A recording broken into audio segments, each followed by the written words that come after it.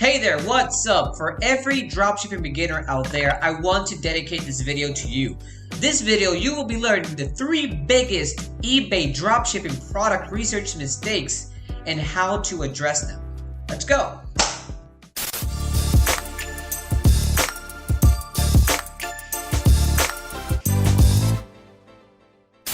Okay, so to jump start this video, let me quickly show you this awesome landing page that we have here created for you. First off, you can get a copy of a great DSM Tool profit calculator. I am going to get to this in just a second, but moreover, we also have a great jump start to your own dropshipping business through our training programs where you can get them for free by clicking here. And also we have here frequently asked questions, and we already have the answers set up for you. So you can go ahead and click on the link in the description down below. Don't miss out. So by clicking on get a copy, you'll be having access to this awesome sheet right here. So first off, you can see that you can start calculating your profits per every item by simply heading over to this section. Now, we already have everything set up for you guys in terms of the formula, so you don't need to do anything but fill the information right here, and I'll be showing you how to do that. But I want to show you also that if you go to the tab here called AliExpress, you will find 10 winning products that I snipe every single week. I update this sheet every single week so you can get 10 new items. In here, you will be finding the profits made per sale on the same product, how much sales has this product generated through the full month, how much profits has this product generated in the past month, along with how much profit this product has made so far for the seller on eBay. And also you can find the product on here and the place where I sourced it from, which is AliExpress, so you can do the same thing. Okay, so let's begin. For the first mistake, we're going to be covering a profitable product. Okay, and why do I do this air quote? Okay, perfect. Let's go ahead and dive in. Let's take a look into this example. We have this modern USB Oxford multifunction bag, right? So this is being sold for $35.99, okay? Now, let's head over to what I found. I found the same exact item on my sourcing website, AliExpress, for a lower price, $14.74, the same exact product, and I even have the same exact item here, color as you guys can see here. Okay, all good. And then I choose my shipping method would be AliExpress standard shipping with 4.41. Again, if we use the calculator and we go ahead and calculate our profits, if we put on the eBay price $35.99, that is the price that's being sold for here. And then we put the rest of the information, shipping fee of my sourcing website and the cost of my sourcing website, okay? So look at this. The total profits in USD would be $11.32. This is a great, awesome profit, okay? It's a great profit that you can make on an item per sale. So what's the mistake? You found a winning product, right? Wrong. One of the first things you always have to look for when it comes to being a dropshipper is demand. That means how many sales this item or this seller has generated so far. And moreover, you want to find a product that has at least made 3 to 4 sales in the past 30 days. And you find that that information normally right here. So only over here, as you guys can see, there is no sales. It only says 2 available, and that's it. So again, yes, if you dropship this item and if you manage to sell this product, you might get a lot of money out of it.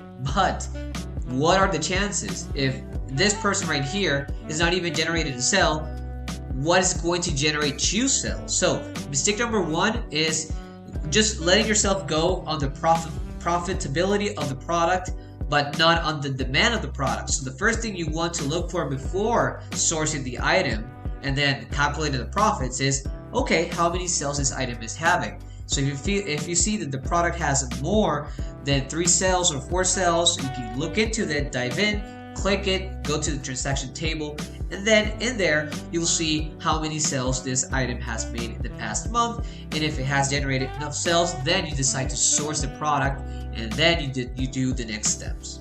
That is mistake number 1. Alright, so for the second mistake, we're going to be focusing on the case of a product with different items location. Let's take a look into this example. We have here this Flex Fit classic baseball cap right here. And as you guys can see on my screen, this item has almost 6,000 sales. This seller right here has generated almost 6,000 sales out of this single product. Now, moreover, I found the same exact product on my sourcing website, which is AliExpress, which I recommend to every single beginner. Over here, you can find the product for a lower price of $2.54, right? And also, clicking on this shipping method, which is AliExpress standard shipping, we have our shipping fee of $3.25, okay? So, if we use the calculator that is, again, on the description down below, the direct link, you guys can see here that the eBay price is set up to be for $10.88. Shipping fee of my sourcing website $3.25, and the cost of the product on my sourcing website is $2.54, giving a profit of $3.21, right? If you sell this item for $10.88. The idea is to sell it for a lower price, but this is the picture. 3.21 is a very good profit margin. So, what is the catch here? So the excitement is that if you multiply $3.21, right, times 5,937, if let's pull this up, right, we have the multiplication right here, we have $19,000 generated so far overall out of one single product. So that's the hype. What's the mistake? Well, simple. If you take a closer look, this item right here for this seller, it is located and shipped out within the US, Kitty Hawk, North Carolina. And you, as a beginner, if you're sourcing from AliExpress, you are sourcing directly from China. What does this mean? This means basically that this product right here has a better, faster shipping time and handling, and the user or consumer will be getting this product within what, maybe 2 to 3 days, 4 days. It may vary. As you guys can see, the delivery varies, but it's not going to take too long because it is, again, shipped out within the same US. Since you're sourcing from outside the US, normally when it comes to AliExpress, it takes around maybe 2 weeks to up to 3 weeks. So you might lose a lot of potential sales because of it. You might be giving out a better price, but because of your shipping time, longer shipping time, you might lose a few amount of sales. So this is mistake number 2, and I'll explain in summary right now why. So before we get on to the next mistake that I want to address for you guys, I want to quickly go over and summarize this one.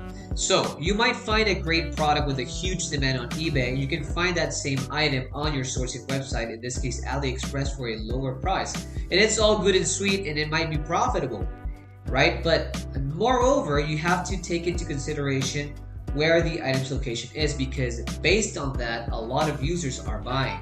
So you cannot compete against someone who's drop shipping within the US and shipping out within the US, because obviously the shipping time frame is going to be so much quicker. Ergo, or therefore, this person is going to be so much more competitive than you, especially as a beginner, even though you might sell the item for a lower price. Okay, so what I recommend you is, if you're using AliExpress as your main sourcing website, compete against those drop shippers who are, first off, who are actual drop shippers.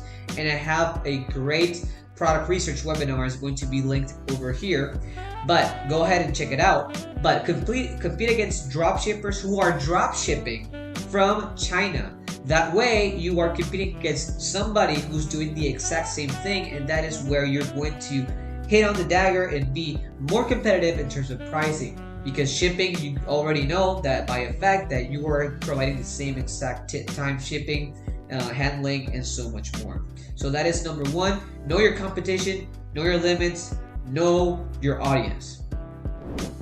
Alright, so for this third mistake, I will be using this exact same product and example, because I'll be focusing on choosing your shipping method when it comes to your sourcing website. So if we decide to drop ship this product, and I have my website, the products page here on AliExpress, then you have to choose which method or carrier you're going to be applying.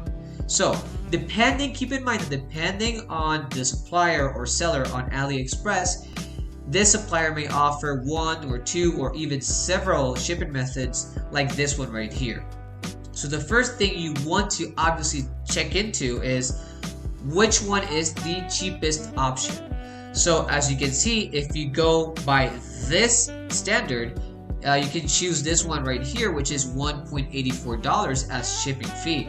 Okay, but if you decide to choose this one because of the low cost, this is why we have a problem. So number one, when it comes to choosing your shipping method or carrier, you want to choose a carrier that goes through air cargo. Remember that you're sourcing products from China, okay? So you're sourcing overseas. So there are two ways to try to take the product onto your client's doorsteps in the US, either by sea or by air. If you choose by sea, it could be free or a very, very low price, but first off, you will not have a valid tracking number, and that is number one and crucial. Always choose a carrier that offers a tracking number, because eBay wants you to upload valid tracking numbers. That is going to help you not only provide sales, but also with your seller metrics on eBay. And secondly, you want to try to provide the quickest within your means shipping time possible to your client. So if you choose this one, not only that you will not get a tracking number, as you guys can see here, it has a big X, but also your client will have to wait between 30 to 50 days for a small parcel item, and nobody wants to wait that long for a small item. Okay, so never go with the lowest price. Obviously, try to look for the cheapest option, but the cheapest option that offers tracking number and a somewhat faster method. So always strive for air cargo methods. Like, for example, I always preach you guys to use AliExpress standard shipping or ePacket. As you guys can see here, this does offer a tracking number, so that is point number one valid. And point number two, normally when it comes to AliExpress standard shipping and ePacket, they are very cheap. They're the cheapest one in terms of air cargo methods. So we have here $3.25, and it's somewhat fast. It normally takes between 2 weeks up to maybe 3 weeks or less. So it is within the time frame which you already set up on your shipping policy in your store. You already set that up prior, so you will not be misleading. You will be providing a somewhat fast shipping time, and also you'll be having valid tracking numbers so you can be on top of your packaging and your client as well. So this is mistake number 3, and this is the solution for mistake number 3. And welcome back. I hope that you liked this video, and if you did, do not forget to like this video, subscribe, hit the notification bell button, and comment. That way you can help us with the YouTube algorithm. See you on my next video.